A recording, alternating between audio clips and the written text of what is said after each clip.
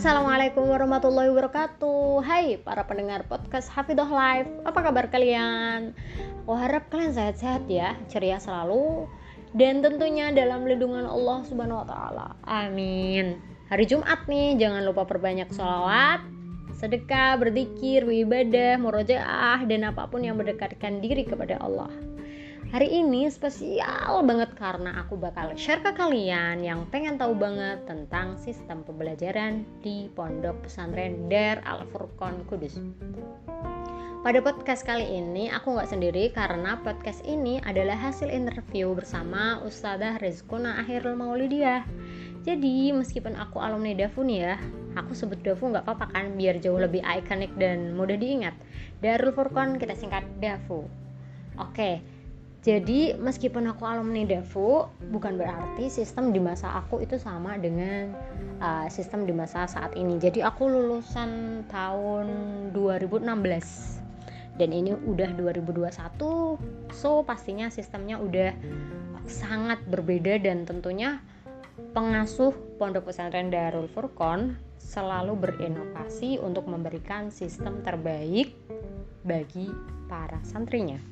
Dan kula Dina Fitria menghaturkan seluruh salam terbaik teruntuk pengasuh Pondok Pesantren Darul Furqon Kudus, Abah Kiai Haji Abdul Basit Al-Hafidh, Ibunya Hajah Khairinida Al-Hafidhoh, Ibunya Hajah Ahla Ainus Salamah Al-Hafidhoh, beserta keluarga, ustadzah, pengurus, dan seluruh keluarga besar DAFU Putri.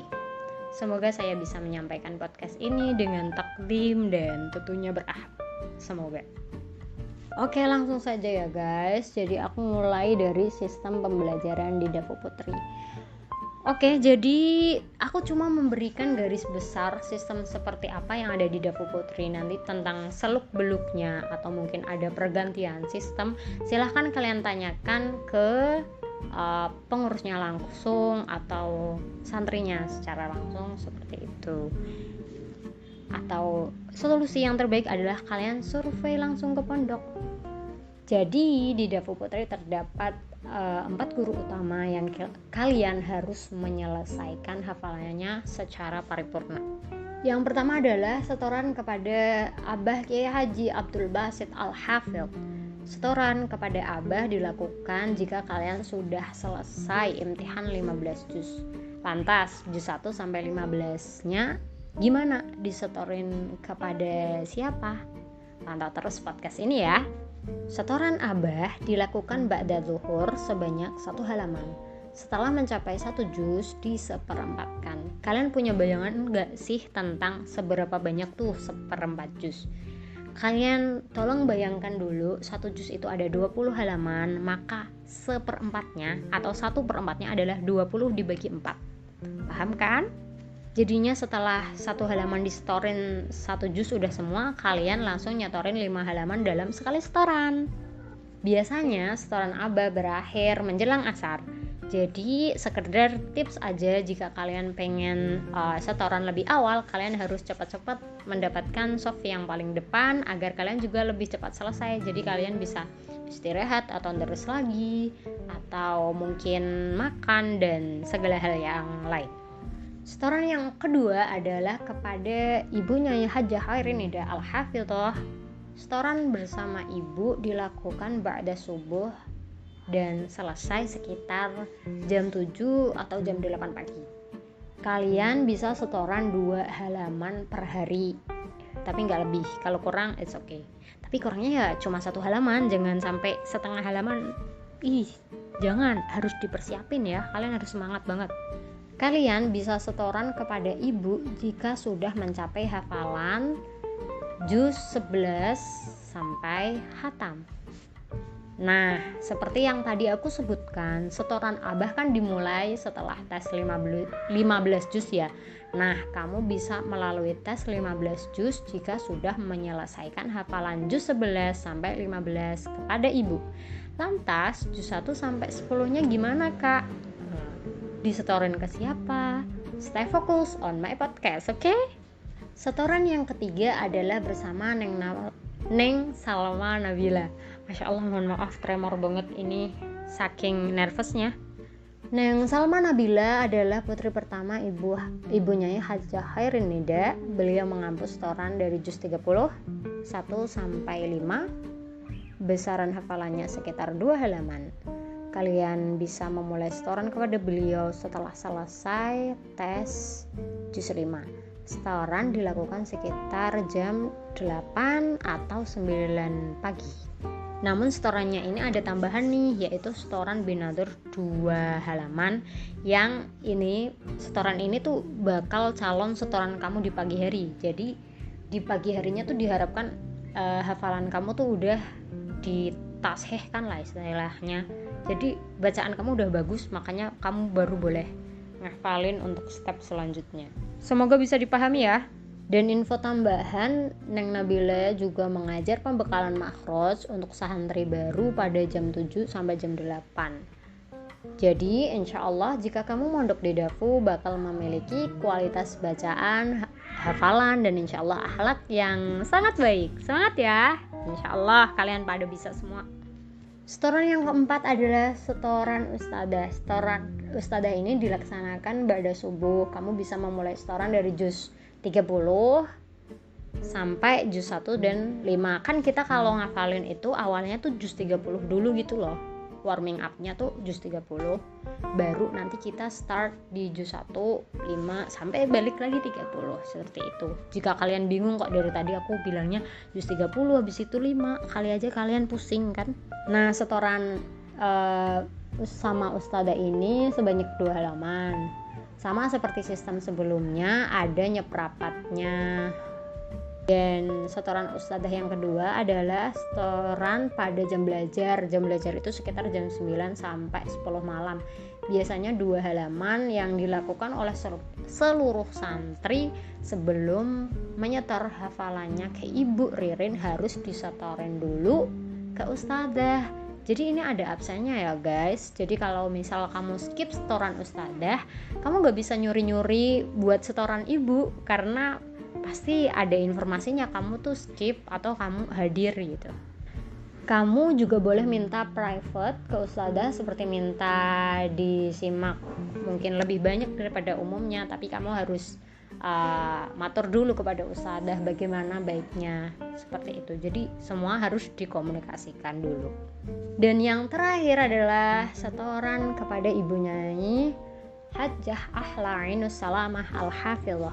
Setoran kepada Bu Ahla dilaksanakan pada jam 9 atau 10 pagi.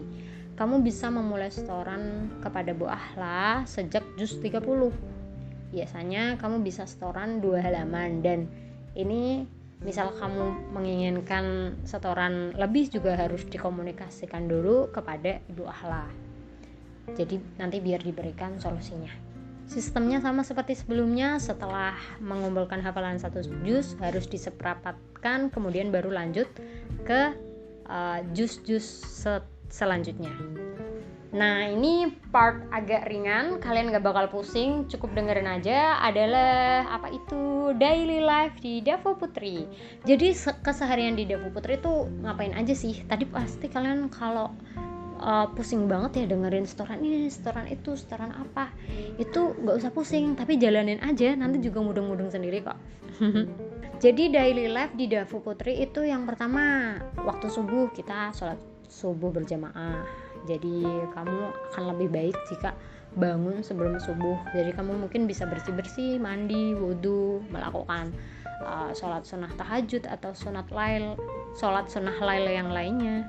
Dan meskipun itu tengah malam banget juga udah pada banyak yang bangun. Jadi kalian juga harus lebih ceria lagi untuk bangun lebih pagi daripada orang-orang pada umumnya. Kemudian setelah sholat subuh berjamaah, yaitu setoran ibu bagi yang udah juz berapa tadi 11, dan setoran ustadzah bagi yang masih juz-juz awal. Kemudian pada jam 8 ada pembekalan makhraj untuk santri baru yang diampu oleh Neng Bila. Selanjutnya jam 9 setoran Bu Ahla, yang setoran Neng Bila juga setoran Neng Bila.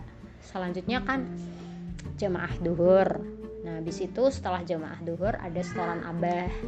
Di setoran abah yaitu jamaah asar, habis jamaah asar itu ada sekolah itu kayak waktu me time kita untuk membuat hafalan, entah mau dibuat semaan, entah apa, tapi pokoknya di waktu itu kalian diwajibkan untuk deres di satu majelis bersama teman-teman yang lainnya, nggak boleh di kamar. Dan yang kedua adalah diniyah, ini untuk para santri baru yang membutuhkan pembekalan seperti itu. Nanti di diniyahnya ada diajari beberapa hal, yaitu nahwu, shorof, tauhid, tajwid, bahasa Arab, fikih, khat, PAI. Nah, PAI ini mungkin isinya itu seperti sejarah Islam, kisah-kisah Nabi, dan berbagai hal yang tentunya seru banget. Lanjut ke daily life selanjutnya adalah jam 5 Asmaul Husna, habis itu jemaah maghrib, habis jemaah maghrib jemaah isya, habis jemaah isya nanti ada kegiatan. Habis itu kegiatannya bisa saja kan kegiatan mingguan atau apa, nanti aku jelasin yang lebih dalam lagi di podcast selanjutnya. Selanjutnya jam 9 sampai 10 yaitu jam belajar dan juga setoran ustadzah. Jam 11 itu istirahat, semua lampu pada dimatiin dan kalian harus istirahat yang cukup sehingga kalian tetap sehat dan ceria untuk menghadapi hari-hari keras selanjutnya. Semangat! Kemudian aku bakal share ke kalian tentang kegiatan mingguan. Oke, weekly activities. Yang pertama adalah hari Jumat, dimulai dengan, kenapa aku nggak mulai dari hari Senin gitu ya, tapi terserah aku deh, ini pokoknya kita mulai dari hari Jumat biar kayak liburnya dulu yang disebutin. Hari Jumat kita habis jamaah subuh itu langsung prepare untuk ke makam jid. Nah, ke makam jid ini nanti baca tahlil dan banyak hal.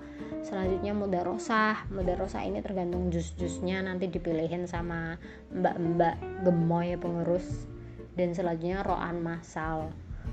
Dan hari Jumat itu kamu juga bisa dapat telepon dari keluarga. Per santri itu 10 menit. Ingat, usahain gak lebih dari 10 menit agar kamu bisa kangen-kangenan sama keluarga tiap Jumatnya. Misal kalau kamu lebih, nanti kamu ditakzir. Kalau ditakzir kan biasanya itu ya gak boleh nerima telepon di minggu depannya, bolehnya lagi 2 minggunya lagi, seperti itu. Jadi harus patuh tentang yang ini ya. Kemudian di malam Sabtu itu ada qira, dan ini qira bakal bermanfaat banget buat kalian di masa mendatang, atau kalian memang suka dengan seni vokal, itu bagus banget bersama guru yang sangat kompeten tentunya. Dan di malam Senin ada tibaan dan muhadharah yang dilakukan secara bergilir. Misal Senin ini tibaan, nah Senin depan itu muhadharah. Muhadharah adalah kayak sejenis kultum atau pidato atau dakwah, something like that. Aku kelewat nih hari Jumatnya. Ini ada pembacaan rotib pada hari Jumat ba'da asar. Nah, malam Jumat ba'da isya itu dilaksanakan pembacaan surat Al-Kahfi dan sholat tasbih. Tapi ini maksudnya bergilir. Misal Jumat ini baca surat Kahfi, minggu depan sholat tasbih, minggu depan lagi surat Kahfi, seperti itu, dan dilanjutkan pembacaan tahlil.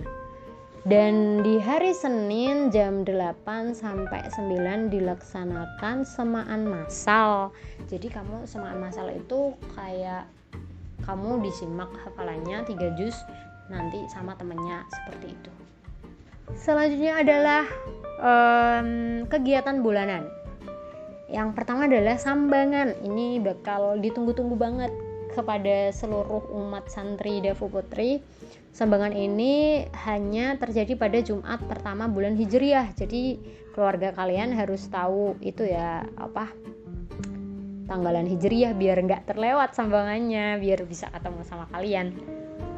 Dan yang bisa nyambang ini harus banget keluarga terdekat, dan kamu nggak boleh pinjam HP keluarga. Ya harus sabar ya, harus sabar banget karena kamu nggak bisa medsosan tentunya. Kegiatan bulanan lainnya yaitu semaan akbar setiap Selasa Pon. Nah ini semaannya biasanya sih kayak per orang 2 juz gitu, terus disimak sama temennya. Selanjutnya kegiatan keputrian bisa, ini ada dua jenis, yaitu masak dan juga kesenian. Nah, keputrian ini dilaksanakan Jumat kedua bulan Hijriyah. Jadi kamu kalau ikut acara ini, kamu tentunya bakal jauh lebih kreatif banget. Soalnya teman-temannya pada kreatif gitu, kamu pasti iri deh. Nah, di monthly activity ini juga ada Roan Akbar, yaitu acara bersih-bersih tapi seluruh santri gitu. Jadi biar pondoknya itu glowing, shimmering, splendid. Selanjutnya adalah aktivitas tahunan. Ya, yang pertama adalah ziarah bulan Muharram dan bulan Sya'ban. Biasanya ziarahnya itu meliputi ziarah ke makam Jid, Mbah Sunan Kudus, sama Mbah Arwani. Ini menurut pengalaman aku sih jelas yang paling seru. Aku suka banget ziarah tahunan ini. Selanjutnya acara tahunan lainnya adalah 27 Rajab. Tepat 27 Rajab itu ada semaan akbar. Ini ditunggu-tunggu banget kepada seluruh santri, dan setiap santrinya itu harus melakukan semaan sebanyak yang dia mampu. Misal ya, kamu udah bisa setoran 10 juz, maka kamu harus semaan 10 juz pada tanggal 27 Rajab tersebut. Misal udah 30 juz, ya semain aja semuanya se-Quran. Keren kan? Selanjutnya adalah haflah pada bulan Maulid. Nah, haflah ini tentunya untuk mbak-mbak yang wisuda, dan ada beberapa syarat untuk wisuda. Jika kamu memang penasaran dengan syarat kelulusan di Dafu Putri, aku harap kamu komen di bawah. Nantinya aku bakal bikin podcast lebih terperinci tentang syarat kelulusan di Dafu Putri. Kegiatan tahunan lainnya adalah posonan pada bulan Ramadan. Nah, ini secara aktif cuma 21 hari. Jadi nanti diliburkan setelah hari ke-21. Misal kamu mau lebih juga nggak apa-apa, cuman dari pihak pesantren sudah meliburkan gitu, kamu bisa pulang liburan dan terserah. Selanjutnya acara lainnya adalah muadaah diniyah pada bulan Sya'ban, yaitu ini kan wisudanya mbak-mbak gemes yang abis diniyah tadi ya. Selanjutnya adalah pembubaran dan pelantikan pengurus pada bulan sekitar Dzulqa'dah, Dzulhijjah. Nah, jadi di dalam satu pesantren kalian bakal bisa mengikuti organisasi yang kita sebut dengan pengurus, yang tentunya hal ini akan bermanfaat banget kelak kamu ketika udah bermasyarakat. Dan pengurus ini dibagi beberapa divisi tentunya, yang tentunya kalau kamu sangat berminat, kamu bisa mengisi divisi-divisi tersebut. Next adalah rules yang harus kamu hormatin. Jadi setiap pondok ada rules-nya ya. Kamu gak bisa kayak tebas aja, gak peduli keadaan. Sungguh itu tidak bijak. Jadi rules yang harus benar-benar kamu hormatin adalah yang pertama, harus memakai seragam sesuai harinya. Jadi setiap hari di Dafu Putri itu ada seragamnya kan. Nah, kamu tuh harus pakai setiap hari itu seragamnya. Tapi emang seragamnya variatif sih. Jadi nggak masalah juga. Kamu cuma punya baju bebas adalah untuk baju tidur, mungkin kayak piyama, baju pendek, itu cuma dibolehin pakai pas kamu lagi bobo. Bukan lagi bobo, mau bobo. Terus pantangan pacaran, ini nggak boleh banget. Nggak boleh pacaran, titik, apapun alasannya. Selanjutnya tidak boleh membawa alat komunikasi. Alat komunikasi itu contohnya apa sih? Ya HP, laptop, apa ya? Udah itu aja sih kayaknya. Apalagi sih alat komunikasi, mau pakai kaleng ya bikin aja, kalau itu kayaknya nggak dilarang. Canda. Selanjutnya tidak boleh keluar pondok tanpa izin, itu pantangan banget. Nah, tentang takziran atau hukuman biar nanti yang jelasin pihak pengurusnya ya guys. Yang penting kalian tahu garis besar sistem pendidikan dan apa sih yang perlu kalian hindari jika pengen mondok di sini. Dan tentang makanan, kalian bakal dapat makan sehari 3 kali. Nah, ini yang masak kalian sendiri juga. Jadi sepondok nanti dibagi menjadi 7 kelompok, yakni seminggu tadi mungkin sekitar 17 orang per hari yang masak. Dan insya Allah kalian bakal suka sama menunya karena mayoritas santri Dafu bisa masak, jadi gak usah takut kalau misal masakannya gak enak atau apa. Mereka tuh jago banget. Masalah tentang biaya, kalian bisa lihat di highlight di akun Instagram @dafuputri, salah @dafu_putri itu ya, nanti dilihat di highlight. Anyway, di Dafu Darul Furqan secara umum tidak memiliki official akun.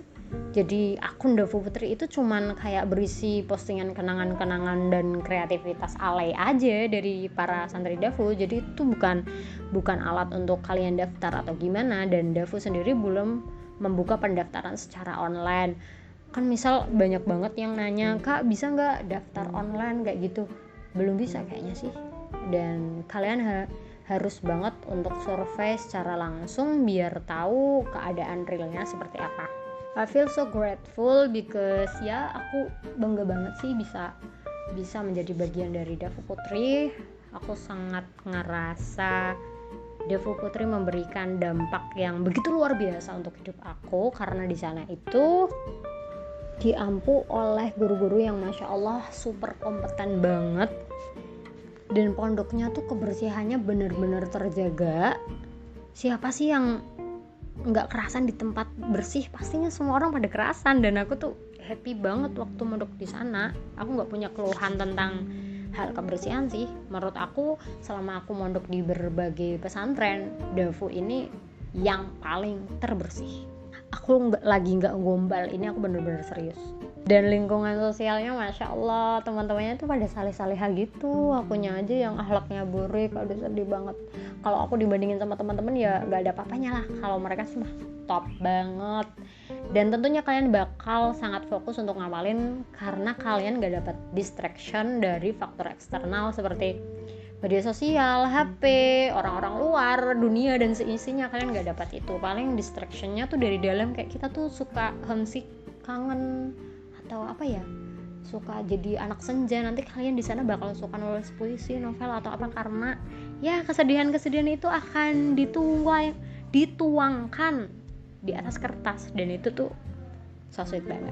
Dan karena kealayanku itu di pondok, karena dulu mungkin sering banget ya bikin novel, cerpen atau puisi, kini aku lagi belajar di sastra Inggris Unisula. Jadi kenapa jadi kenalin aku sendiri, maaf keceplosan. Dan di sana juga kamu bisa mendapatkan penajaman skill seperti muhadharah yang saya sebutkan tadi, kayak kultum, dakwah, atau menebar kebaikan yang nantinya pasti bermanfaat banget di masyarakat. Kamu juga bakal jago masak karena selalu masak secara mandiri di pondok, dan tiap bulannya ada kursus masak profesional yang bakal bikin soft skillmu semakin mantap jiwa. Selanjutnya ada kelas khot atau kaligrafi, dan tentunya qiraah agar bacaan Al-Qur'anmu semakin indah mempesona. Aku kira memang belum cukup untuk menyelesaikan podcast ini, dan jika kalian ada pertanyaan atau hal-hal yang belum jelas, silahkan komen di bawah atau DM aku aja. Aku bakal dengan senang hati membuatkan podcast di part selanjutnya tentang All About Dafu. Aku harap kalian selalu baik-baik saja. Dari aku Dina Fitria, see you on next podcast. Wassalamualaikum warahmatullahi wabarakatuh. Bye bye.